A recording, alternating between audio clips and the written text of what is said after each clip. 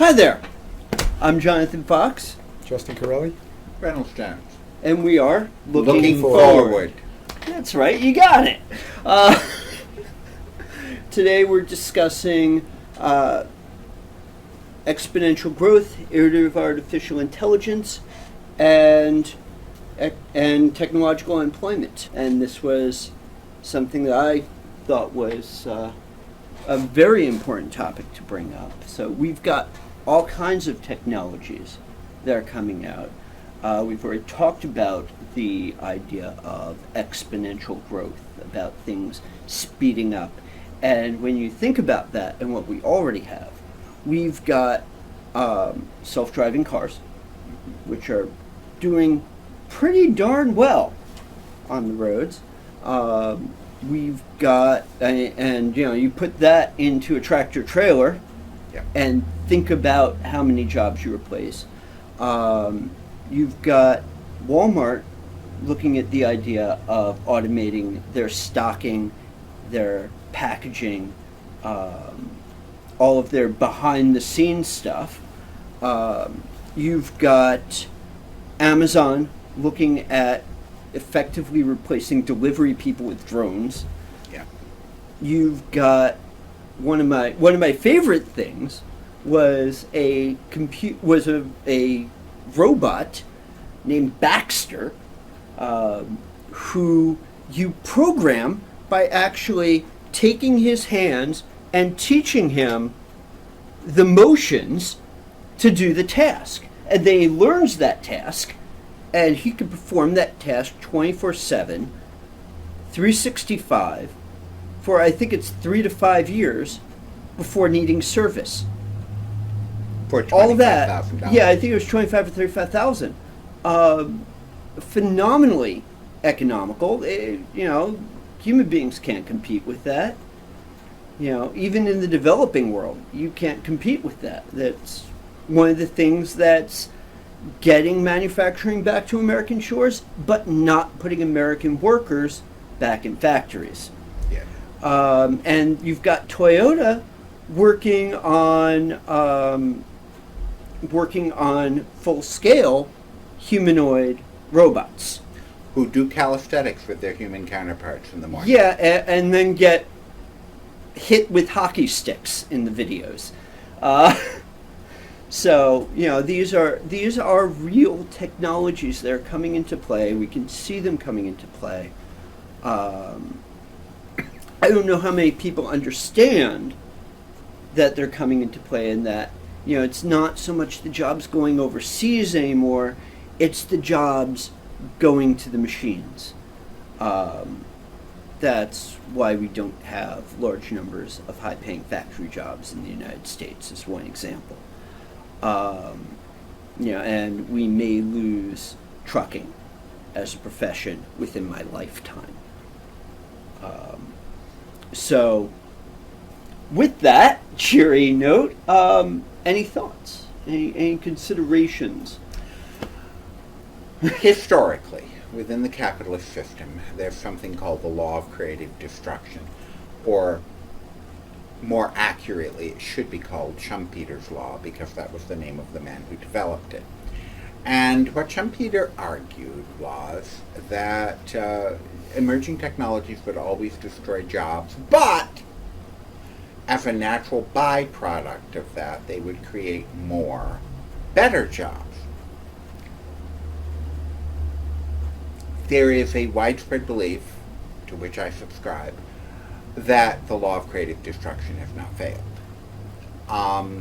That it is ended.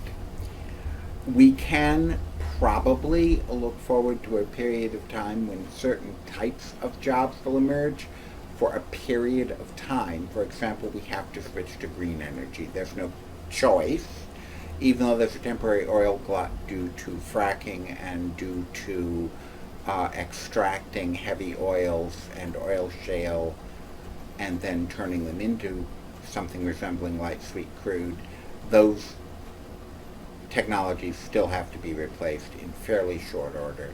So you can see an upswing in green sector jobs for a time, but it's only for a time, and then those will go away. service sector jobs will be eliminated primarily. You talked about trucking. There is a national study that looks at 100 occupations in the United States and predicts the likelihood that they will be significantly impacted by technology. I think it's the next 20 years, although it may be the next 25. It's the next fairly short period of time. There are virtually no areas of growth. And the idea that you have to have someone fix the machines, false. You do, but nowhere near the number of people that the machines replace. When I was doing my master's thesis, we looked at I looked at bank teller positions. And in the United States, about 10% of bank tellers lost their jobs. In Europe and other countries where there was not pushback from consumers, it was more than a third. It is logical to think that in trucking, the loss of jobs will be close to 100%. What you have to hope is that those will be replaced with humans who ride along to prevent piracy of the trucks. That's the only real hope there. In education, the field I work in, they predicted, I think it was a 96% chance that education would be impacted by more than 50% lost college-level instructors. It is, without the discussion that I often talk about, without our as a society making a decision as what we want to see for our future intelligently and forcefully to our elected officials, it just looks pretty grim. So, before we move on from that, I do want to just address something, because you mentioned the law of creative destruction. Right. And this has been a pretty long-standing law, going back to, like, the steam machine. Yep. We've been... Going back to the shearing frame. We've been kind of talking about this. Yes. Why do you think that it's different now? Combination of artificial intelligence, which enables machines to do things without some form of human intervention, and other things like, for example, the capability of three-dimensional printing, which stands well on the road to eliminating most construction jobs in 10 to 20 years. Maybe sooner, but I'm hoping for 10 to 20. These are types of technologies we've never developed before. Developing the ability to have a mule drag a chain, or have a steam machine push a pump that pulls a chain around something to pump water instead of having somebody doing it by hand, is considerably different than having a machine that can drill the well, run the pipe, and pump the water with no human intervention. So, I think that the idea here is not only that the machines are becoming more flexible, but also that it's becoming quicker to develop them. Oh, very much so, yes. That goes to the exponential aspect of this. From our earlier episode. That what a machine could do 2 years ago, it can do twice as much now. So the amount of work that they can do increases. I'll share my thoughts. I think this is a very timely topic. I guess kind of what's running through my head is, why do we work? Some of the thoughts I think about are, survival, and in my mind there's, employees. These are people that, find job opportunities and work and get paid, often in, exchange for their time or their skill. On the other hand, there are people that survive kind of as entrepreneurs, people that kind of make their own way. And so what I think about is, technology is, it's been with us, and it creates and destroys. But the real question I have is, you know, the transition through this, if it's happening faster and faster, how do we survive? I mean, some people, you might be watching this and, you know, you could lose your job and you might be okay for years. Some people, months, many people, you know, you might have a week and you got to figure something else out. Mm-hmm. And I think, you know, to me, it's the question of, I think many of us can do many different things, but when we're in that position where we have to choose something relatively soon, do we have that opportunity around us? Do we know how to access it? And, you know, I think that overall this can be very beneficial for humanity. It can help bring us closer to abundance, where I think we can meet all of the basic needs of humanity, whether or not we do that through, you know, machines or government, maybe universal basic income, or along the way, it might just take some compassion. You know, it might, because some people, and I think it's likely that some people may lose their current form of income, and they could be fine. But for the people that might need something immediate after, how do we come together so that this doesn't become kind of a unnecessary downward, stress and pressure that are placed on those individuals? And, you know, I think as society, I don't know if anyone's ever ridden a scooter, you know, but if you're riding a scooter and you're getting close to a cliff, you know, it might be a lot of fun, but, you know, what happens to the momentum if you get tipped over? And so I think, you know, what we're trying to focus on is, what can we do together so that we can prevent, avoid any unnecessary, disruption or harm to certain people. And, you know, just one other thing is, you know, I think about, like, you know, just with a smartphone, Mm-hmm. a smartphone and access to the internet, you could essentially survive. I mean, you could, if you knew or had the skills or had the ability, you know, to create a business, to create something, you could. But how many of us do we even think that way? Do we have all the skills that are necessary in that amount of time that we might need them? And so, you know, I guess I'm curious is what can we do moving forward to better equip people? You know, and my thought is the most vulnerable in society. Mm-hmm. You know, the people that, you know, if you lose your source of survival, your income, you know, and government can't react quick enough, or maybe you're not in a place that has the opportunity readily around you. What can we do, as a community, to help people practically kind of get moving, you know, in that forward direction, you know, faster? There are several comments I'd make there. The first is nearly all of us are vulnerable. If we're not independently wealthy, the ability of the very wealthy to substitute money for our work, which is effectively what you're talking about, and to do it in a long-term sustained basis, has never before existed. And with its existence, I think nearly everyone hearing this is vulnerable. Tenure's only a protection as long as it's if the institution exists. I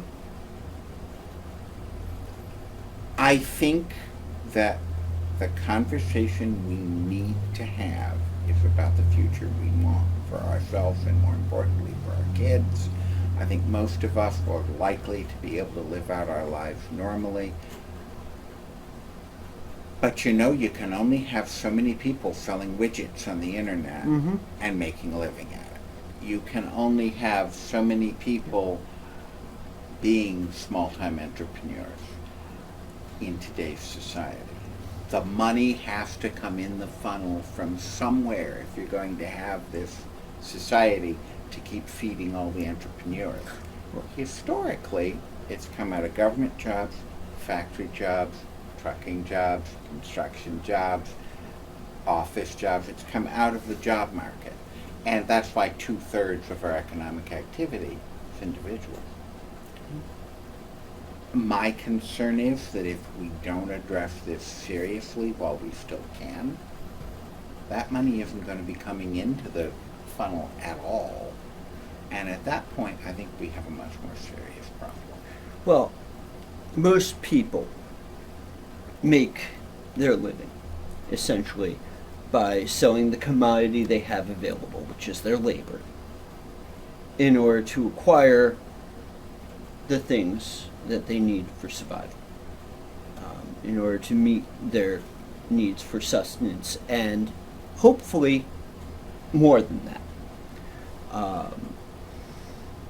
So when you do start having other things that can enter the job market that aren't people, particularly when they start becoming flexible, I think is really the thing that I would point to, is the fact that, like, the newer robots are able to do more jobs. They're easier to reprogram to do something new. They're more flexible. And it's much cheaper and easier to get a couple of robots to build a new robot if you need a new worker. That's exactly right. So there's that. There's also one of the things that you kind of touched on when you were talking was the idea that we definitely do sell our labor for a wage, right, for an income. Some people kind of parlay that into some wealth that they can change into more wealth and build on.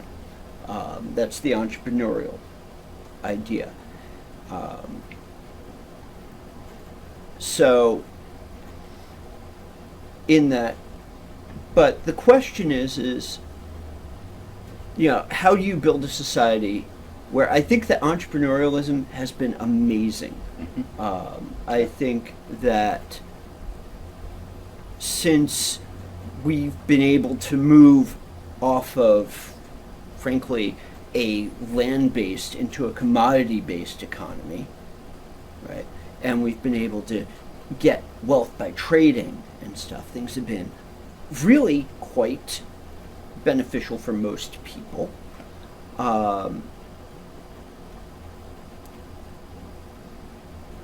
But the question is now, how do you maintain that, in my view, how do you maintain the incentive for entrepreneurialism? Okay. While simultaneously, if you have people that don't have the wherewithal, that don't have the skills, that don't have the training, that don't have the gifts, that aren't able to engage in that, and I think you'll agree that there are just some people that aren't built for entrepreneurialism. I know you'll agree with that. I think Justin will. What do we do to maintain that drive for entrepreneurialism, to continue to reward that, while simultaneously not starving people whose labor is now in a market where there's such a glut of labor that the value's gone from it? I feel like I'm on a soapbox. Sorry, get off the soapbox. An excellent sci-fi series on that was the Death World trilogy, which centered on an engineer who, and this was written in the 80s, but it presumed this was coming. Mm-hmm. It was centered on an engineer who had lived, he was an engineer, he was needed, he had some wealth, and he went to Israel and was in a boat wreck and got picked up, or actually I believe he was in the boat wreck near Israel, and got picked up by an Israeli submarine and found out what the world actually looked like for the majority of people. Mm-hmm. And it is the story of his struggle to try to get something back to the masses that he found out had nothing. We would like the masses not to end up with nothing. Mm-hmm. And I believe that with a clear conversation, clear discussion, the clear involvement of the stakeholders, the people that are going to be Mm-hmm. affected by this, we can see that. You've mentioned something earlier that I think is extremely important as an intermediate step, which is a base wage. Yeah. A method whereby we can guarantee as a society that everyone has enough. Well, it does bring up the question that, base wage or something, if people don't have something to replace wages with, who are entrepreneurs going to sell to? You can have the best product in the world. If you're surrounded by people who are impoverished and can't buy it, you can't make a living, right? A couple of things that go through my mind are, I think that a lot of this discussion comes to around the word value, and sometimes I think my belief is that everyone on the planet has value, Mm-hmm. and I think whether or not we trade our value for resources, some do, some don't.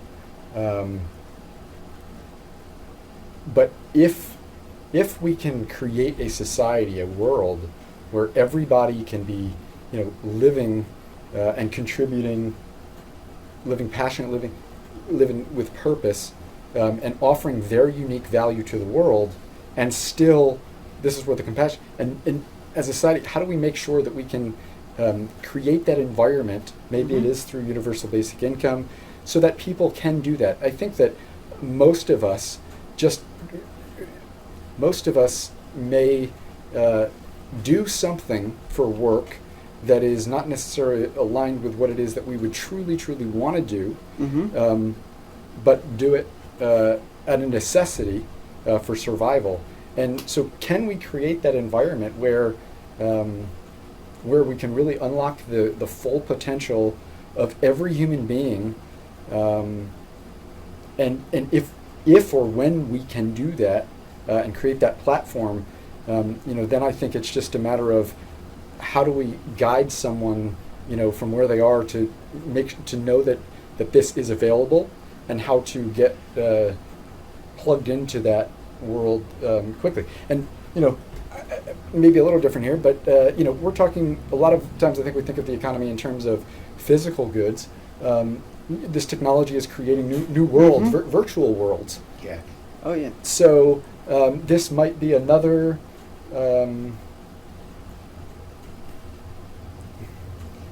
I guess the real thing is, if it seems like the consensus is that technology is moving exponentially. Yep. It's getting faster, and so the decisions to be made. Here's the thing, right? Riding that scooter, if we just don't do anything, we're going to go over that cliff, and the momentum is built up on the way down. Mm-hmm. And so, if there's something that we can do, hey, there's a cliff coming, to build a bridge.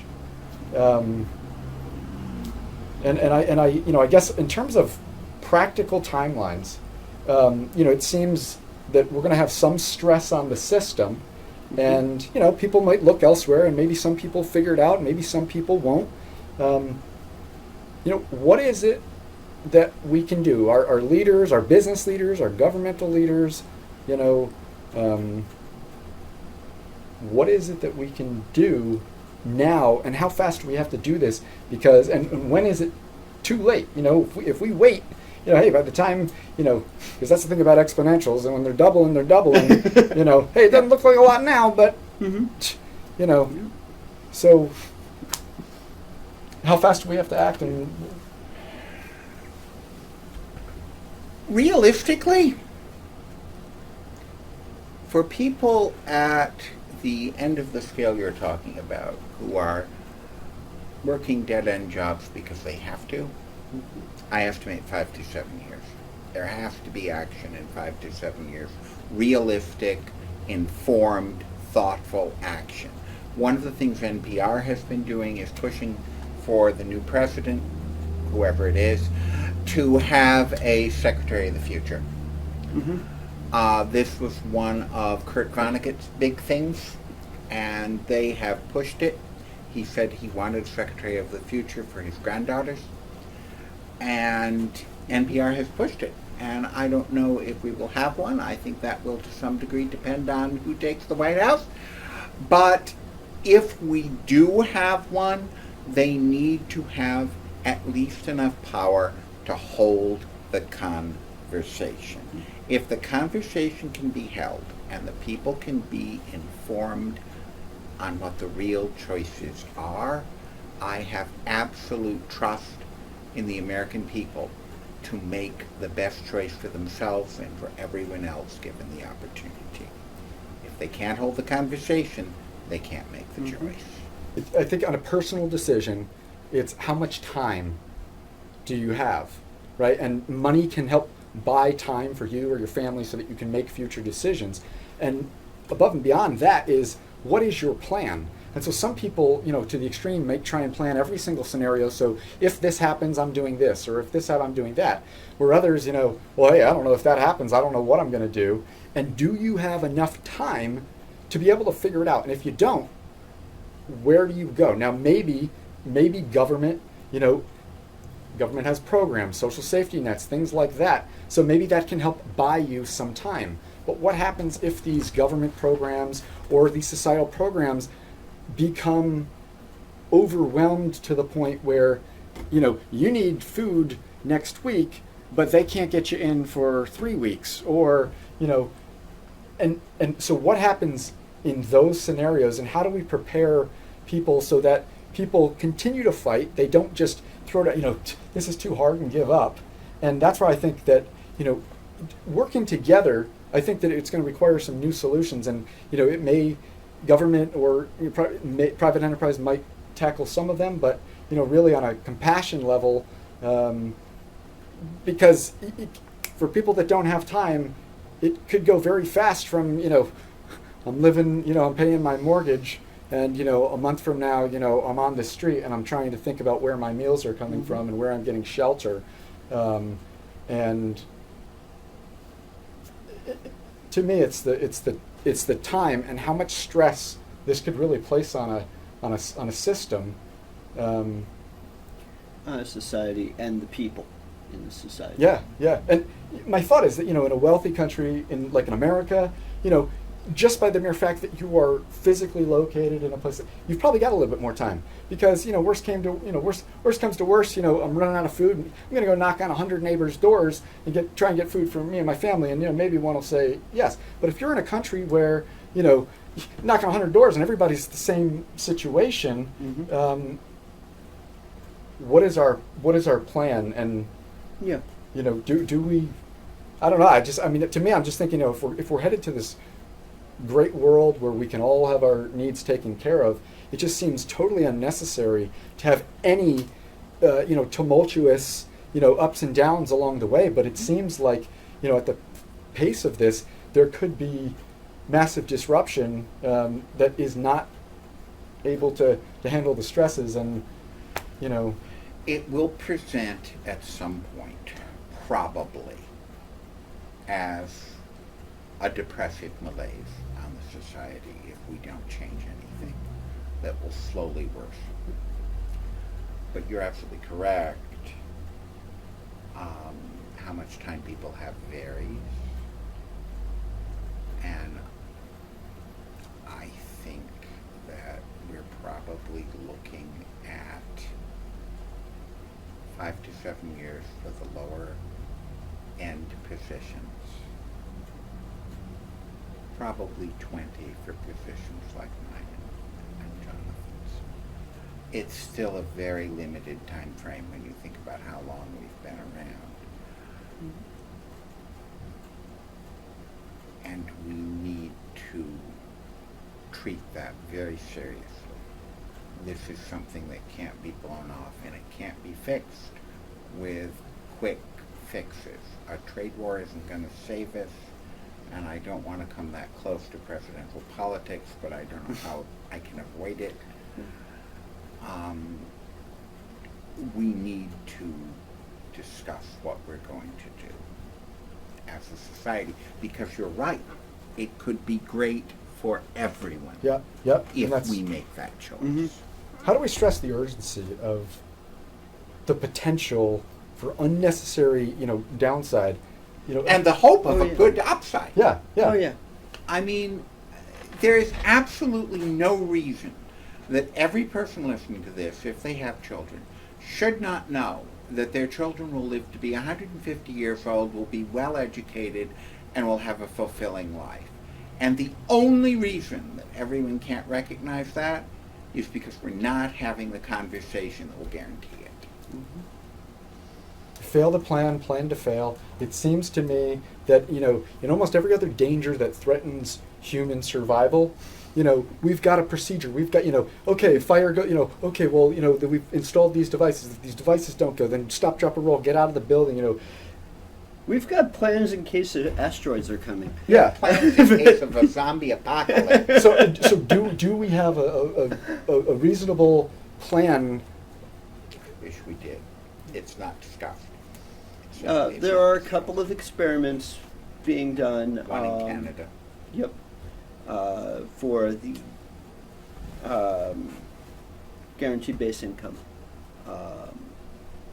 And there are, I'm sure, people thinking of other ways around it, other ways to deal with it.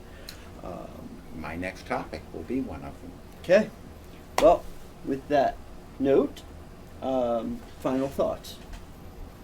I mean, I guess my final thought is just, you got somebody to the left, somebody to the left, somebody to the right. At what point does somebody's conscious, it could be fine. Hey, I'm going to help. I'm going to pledge, my money at the end of my life. I'm going to, I'm going to help that person next year.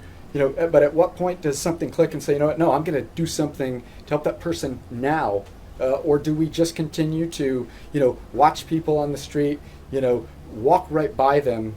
And I think so, in terms of what impact we can have or others can have, who do we talk to? Is this something that government and private enterprise, organizations, or is this possibly all? Or is this something that on a personal level, we may have to really think and have these discussions? That's it. I would ask everyone to think about the world we could have for your children and grandchildren, and to think about the world you don't want to have for your children and grandchildren, and act accordingly. And for people my age, the world we could have within our lifetime. That was it. Like, share, subscribe, leave comments, join in the conversation, make a response video, add your voice. So I think we've all come from one perspective on this one. If you've got a different one, share it. But please, if you're going to share something, cite your sources. And we'll see you next month. I've got one more thing to share. This might be edited out. I don't know. Probably not. Maybe edited somebody's birthday today. Happy birthday to you. Happy birthday to you. Happy birthday, dear Jonathan. Happy birthday to you. Am I read yet? A little. Okay, great. Bye. Have fun. Have a great day.